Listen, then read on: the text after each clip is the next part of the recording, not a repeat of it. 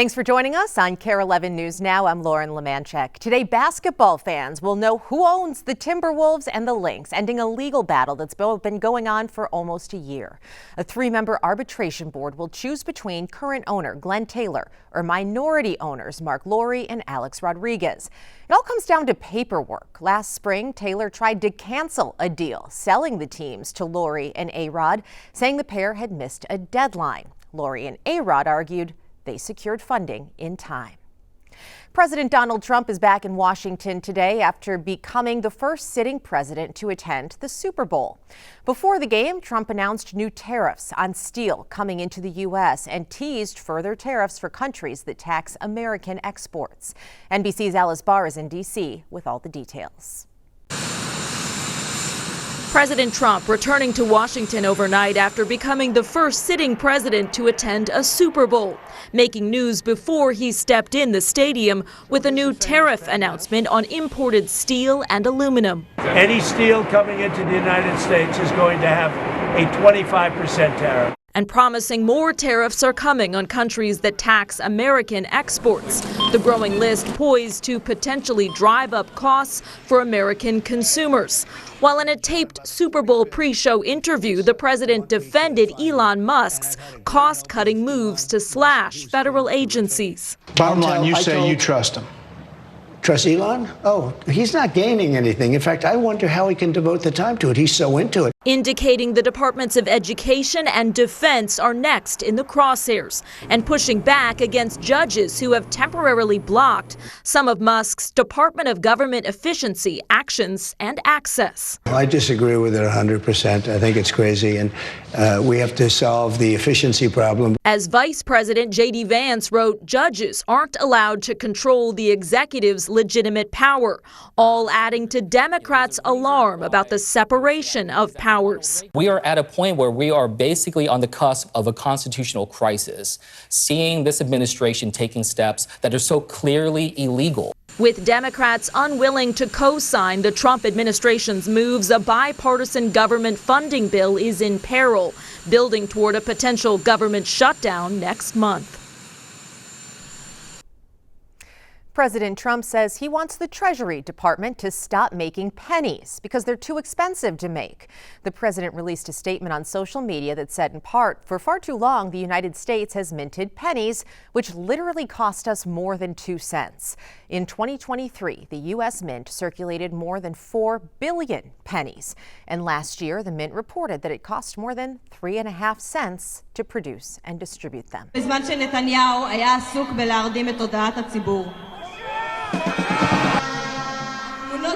A tangle today in the Middle East ceasefire agreement. Hamas says it's delaying the next planned release of hostages in the Gaza Strip after accusing Israel of violating the ceasefire agreement. Hamas says Israel is targeting Palestinians in Gaza with shelling and gunfire and failing to allow enough aid into Gaza. Right now, Israel and Hamas are in the middle of a 6-week ceasefire agreement. This is the first major snag in that peace plan. It's not clear when Hamas will release the next round of hostages. Today, Democrats and Republicans are getting back to business on the Minnesota House floor after a 3-week boycott by the DFL. That boycott officially ended last week with a new power-sharing agreement. As part of that agreement, Republicans will have the speakership for 2 years. Danny Spiewak talked with Governor Walz about the weeks-long struggle and his role in the dispute. Were you involved in encouraging or directing any of the DFL boycott efforts in the House? Well, it wasn't a boycott effort. It was a commitment to make sure that the will of the voters was heard. What we knew is we were going to get exactly where we ended up yesterday, which is a power-sharing agreement. House will come to order. Walz says he supports the DFL leaders giving Republicans the speakership. Danny also asked him about the state budget, Walz's vice presidential campaign, and the struggles of the Democratic Party. And you can watch their entire conversation here on KARE 11+. You need to check your fridge. Some alfalfa sprouts from a River Falls, Wisconsin company are being recalled over possible listeria contamination. The company is Jack and the Green Sprouts. The packaging looks like this. They were sold in Minnesota, Wisconsin, and Iowa in some grocery stores and co-ops. So far, no one's gotten sick from the sprouts. If you have any of them in your home, throw them out. In Paris tonight, world political and tech leaders are meeting to discuss artificial intelligence. At the top of everyone's mind, how to use the rapidly evolving technology for good, while sectors of the working world push back on its use. And around the world, more than $1 trillion was lost last year to scams, several of them using artificial intelligence and deepfake videos to scam people out of money. Now a man who used to be a scammer is using everything, I should say, that he learned from ripping people off for good. I shared everything with you. This AI-generated fake Brad Pitt swindled a 53-year-old French woman named Anne out of $850,000 in a scam that would become a viral sensation. Meet the man who says he found the scammers behind the elaborate hoax. I learned all my skills in the dark side. Marwan Ouahab is a now reformed scammer who not only helps victims get their money back, but helps track down the bad guys. To catch Anne's scammers, he emailed them a booby-trapped link. En fait, en cliquant dessus, il nous a révélé en fait ses coordonnées GPS exactes. Marwan says it was not one, but 3 people behind the fake account. C'était depuis cette maison-là. Prosecutors have since opened an investigation and are using the information Marwan collected to bring Anne's scammers to justice. But tracking down online criminals comes at a cost. Est-ce que vous avez have you ever received threats, des menaces? Oui, on a déjà reçu des menaces. J'ai déjà déménagé. Donc ça fait partie du quotidien. Marwan started his company Find My Scammer 4 years after he was convicted of fraud and handed a suspended prison sentence. Since then, he says he has been inundated with cries for help. On a normal day, he receives up to 150 requests. According to the Global Anti-Scam Alliance, over $1 trillion was lost to scams globally in 2024.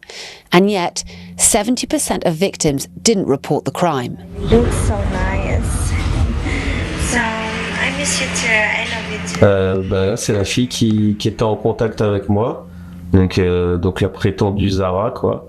Zara is a fake persona who stole both Luca's heart and $70,000. He's another scam victim who has been helped by Marwan and wishes to remain anonymous. Je veux pas faire une interview à visage découvert parce que j'ai vu ce que Anne a subi, par exemple dans l'affaire du faux Brad Pitt, concernant le cyberharcèlement qu'elle a subi, et j'ai pas envie de subir ça aussi. Scammers rely on this shame, so victims don't come forward. Anne tried to take her own life after being ridiculed online. La terre entière te fait comprendre que t'es bête, j'ai pas envie, quoi. Marwan, si tu veux, il a fait une enquête sur la personne. Donc ça, on a pu trouver que cette fille-là, finalement, elle n'était pas à Londres comme elle prétendait être. Elle était à Dubaï. Et derrière, il a pu se mettre en relation avec les autorités à Dubaï. He says she was then arrested. After Marwan helps track down his clients' scammers, he also helps them go over their bank's obligations to reclaim their stolen funds. Une partie des fonds. Marwan says if someone you haven't met in real life asks you for money, even if you've been talking to them for months or years, then that's a big red flag. J'ai été moi-même un escroc avant, je le regrette beaucoup. Je pense que c'est aussi la voie de la rédemption que j'ai choisie. Saskia Van Doorn, CNN, Paris. Well, come look at this. We're getting our first look at the construction of the Olympic Village for the upcoming Olympic and Paralympic Winter Games. The Games will run from February 6th through the 22nd, 2026, with the Paralympic Games following in March. This will be the first time the Winter Games have been held in Europe in 20 years.